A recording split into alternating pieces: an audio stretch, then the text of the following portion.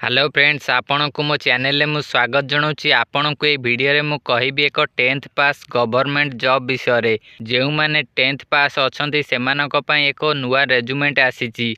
एटा government job रही नुआ रेजुमेंट कौन यह विषय रे एबे मु आपण मानू कहबी पूरा डिटेल्स रे आपण मानू कहबी किपरि आवेदन करिवे, कौन कौन डॉक्यूमेंट लागिवो सब किछि कहबी।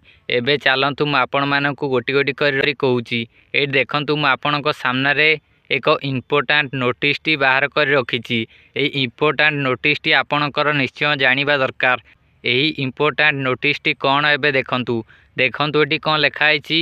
If you are false incomplete application form then it is not accepted. जदि आपण एप्लिकेशन फॉर्म टी को कंप्लीट न करंती तेबे आपणकर फॉर्म टी को रिजेक्ट कर दिया जिवो। एहा सहित एठी देखन लिखाई so viewer at the time of fulfil the form in online. आपण आपणकर फॉर्म टी को पूरा पूरी फिलअप करिवे। After last date submit the form otherwise it will be rejected.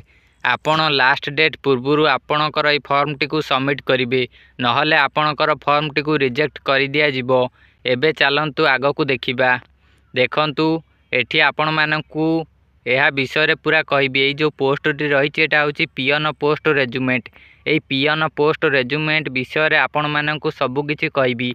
Job type, application mode, को माने आवेदन करि परिवे, पोस्टिंग प्लेस कोठी रहइबो, apply date, gender male female आवेदन करि परिवे कि नहीं, एहा सहित क्वालिफिकेशन कौन होबा दरकार, salary, selection process, application fees केते रहइबो, डॉक्यूमेंट कौन कौन लागिबो, ए सब विषय रे आपण मानकू एबे गोटी गोटी करी कहबी।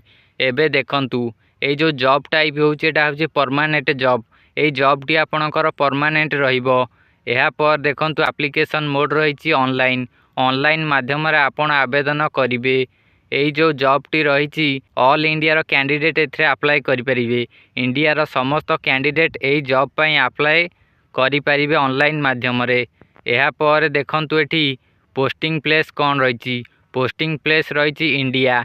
इंडिया रे जेकोसी स्थान रे आपणकर पोस्टिंग होई पारे, किंतु आपणकर निकटस्थ स्थान रे पोस्टिंग हबो। एहा पर रही अप्लाई डेट। अप्लाई डेट आपणकर कौन रही देखंतु 21 जून 2024 होची स्टार्ट डेट, 27 जून 2024 होची एंड डेट। एहा भितर आपण आपणकर एप्लिकेशन फॉर्म टी को दाखल करबा को पड़िबो। आपण ऑनलाइन माध्यम रे एथरे आवेदन करि परिवे। एहा पर देखंतु gender. Gender male female both एथरे आवेदन करि परिवे। महिला और पुरुष दुहे एथरे आवेदन करि नै परिवे। एथिरे एजुकेशन क्वालिफिकेशन कौन रहउची देखंतु देखंतु एठी कौन लिखाई। Odisha as per Central Bank of India official notification candidate most have passed 10th class from a recognise board and institute. आपण 10th पास होइथिबा दरकार। जदि आपण 10th पास होइथिबे तेबे आपण एई पोस्ट पई आवेदन करि परिबे। एथिरे आपणकर सैलरी रहिबो 19,000 रु 38,000 पर मंथ आपण 19,000 रु 38,000 टंका भितरे पाइबे। देखंतु एथिरे जदि आपण आवेदन करंती तेबे आपणकर सिलेक्शन किपरि करा जिवो। प्रथमे आपणकर एक राइटन एग्जामिनेशन हबो। आपण एक एग्जाम देबे। एहा पर आपणकर लोकल लैंग्वेज टेस्ट करा जिवो। आपणक एरिया लोकल लैंग्वेज जहा ओडिया कि इंग्लिश कि हिंदी जे कोनसी भाषा हो से लोकल लैंग्वेज को टेस्ट करा जिवो। एहा सहित डॉक्यूमेंट वेरिफिकेशन करा जिवो। तापरे आपण पोस्ट रे जॉइन होई परिबे। एहा पर रहिछि एप्लिकेशन फीस केते देखंतु।